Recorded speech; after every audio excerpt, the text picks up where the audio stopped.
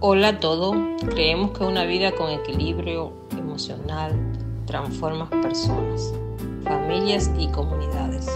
Por eso, Yanixa Voz de Vida te invita a ser parte de nuestra capacitación en inteligencia emocional, un espacio creado para fortalecer tu crecimiento personal y aprender a manejar tus emociones de manera consciente. Te esperamos los días 21 y 22 de enero del 2026 en el Hotel Quito, a partir de las 9:30 de la mañana. Durante esta capacitación adquirirás herramientas prácticas para gestionar tus emociones y fortalecer tu autoestima y mejorar relaciones personales y laborales. Inscripciones abiertas por nuestro WhatsApp.